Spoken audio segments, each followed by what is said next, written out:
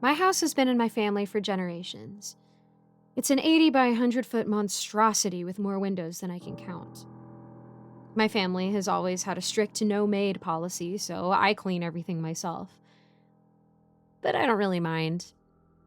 I put on a pair of headphones and just listen to music or a podcast while I scrub down counters and dust bookshelves. Luckily, I work from home, so I don't have to go out often.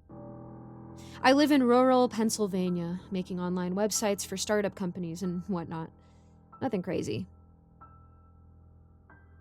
I can pick my hours and spend most of my time making the house happy. I inherited it just a few months ago from my mom. But don't worry, she's still alive. Just getting too old to take care of a 24,000 square foot house all by herself. Heck, I'm 26 and I still find myself struggling at points, so I'm honestly impressed with how long she was able to do this alone. Anyway, after she passed it on to me like my poppy did for her, I started the chores right away.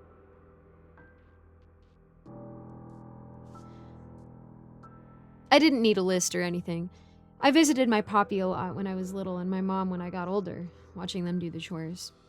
They'd show me how they were done and when, so I could be ready for the day it became my turn.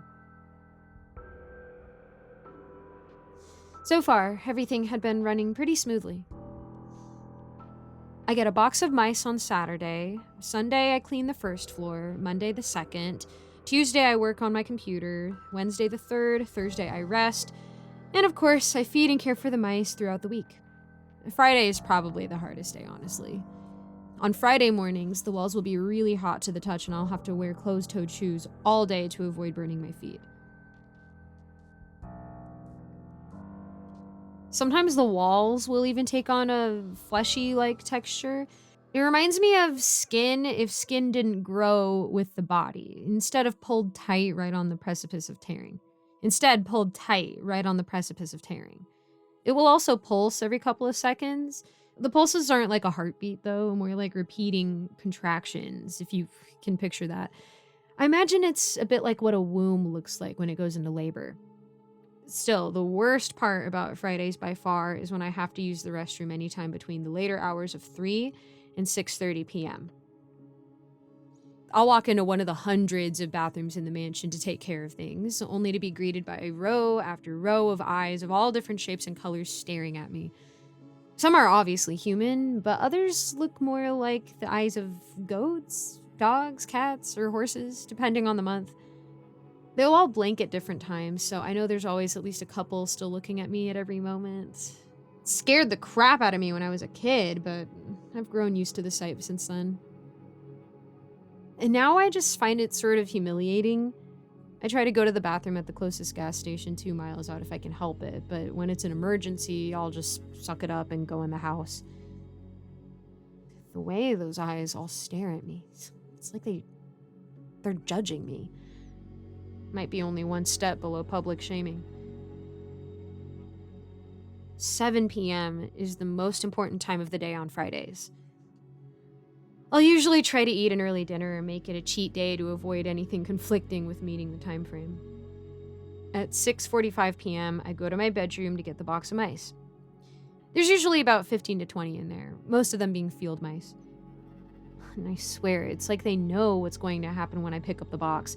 They all start squeaking and trying to gnaw through their little prison, but of course, they can't escape. They are stuck in that box as much as my family is the house. I feel a bit bad for them, but my poppy always told me it's better to just accept it. The house is pretty big, so it takes a good 10 minutes to zigzag through the halls to get to the door of the attic. The other 5 minutes are spent just trying to convince myself to go up there. I don't mean I'm scared of the attic. I've long since outgrown that. It's the smell. Yeah, the first thing that hits me whenever I open that door is the most awful stench I've ever had the displeasure of smelling. The closest thing I can compare it to is the smell of a dead animal carcass that's been left out to rot in extreme humidity for days on end. Except imagine that times 10. My mom used to say every time without fail whenever she opened it, "Yup, still absolutely horrendous." I would get a nose plug or something, but then I'll have to breathe through my mouth and I don't want a chance tasting that vile odor. I know it sounds stupid, But after I try my best to psych myself up for a couple minutes, I'll do a little countdown. 3, 2, 1. And then I'll take a deep breath and dead sprint up the stairs while simultaneously gagging on the smell. My mom used to actually lock me in there as a kid and have me sit on the first couple of steps in the pitch black when I did something bad. The longest she ever left me in there was for about 2 hours when I was 6. She'd gotten a call from my school about me disrupting a lesson multiple times, starting an argument about, I don't know what, only God knows what, and speaking out of turn. My mother was furious about it, calling me an embarrassment, so she left me on the stairs in the attic. I love her to death and all, but she's always been way too sensitive about how other people see her. Everything I did wrong or right, she would immediately view as a reflection of herself. My eyes were stinging by the time she unlocked the door that day, and my voice was hoarse from the relentless sobbing and begging to be let out. I'd hated the smell then, too. But that's also back when I was still afraid of the attic. She knew how much it terrified me. It's for your own good, sweetheart, you'll see. She was right.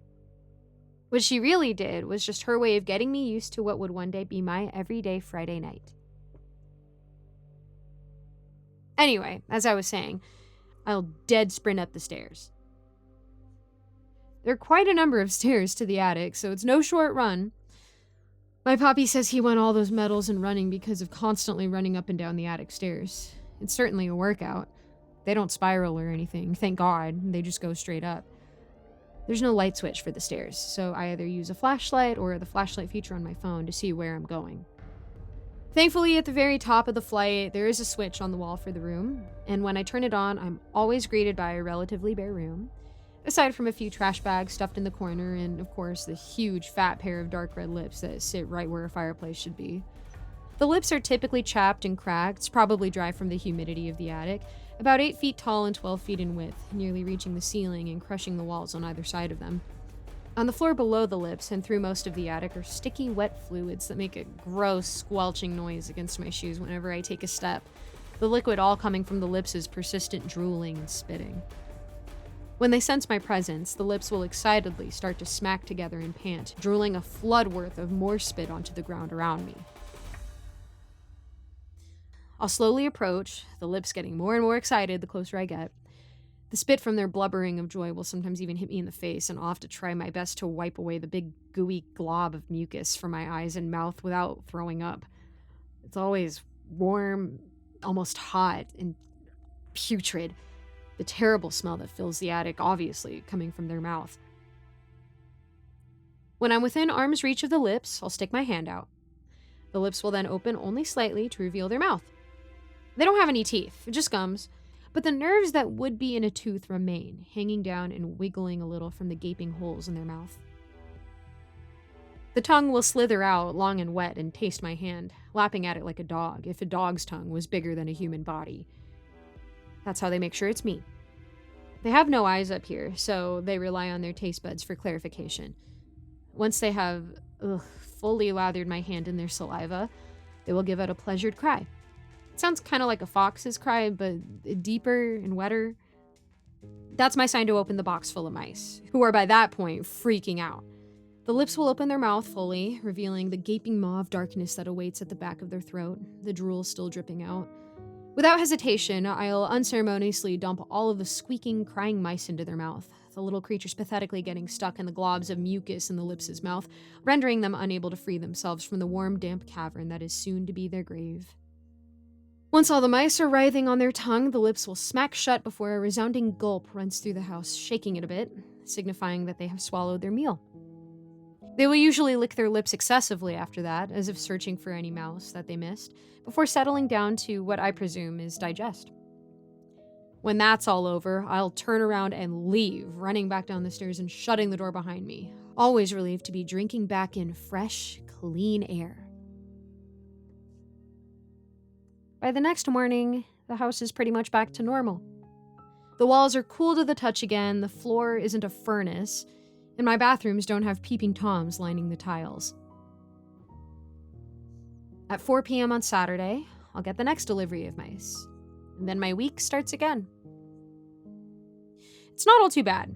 It's just about getting used to the work like an 18-year-old gets used to being an adult. It's just a transition from watching the work being done by someone else to doing it yourself.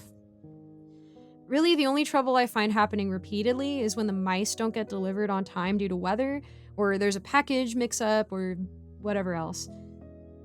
Those Fridays are the only times the house manages to still scare me. The lips don't like not being fed on time.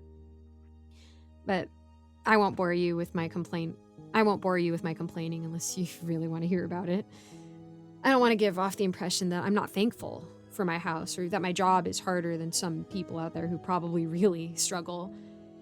I just get a bit tired sometimes. Also, if anyone knows a good place or company to buy mice from, please let me know. I try to vary the companies I order from to see which ones the lips like best. They really like mice.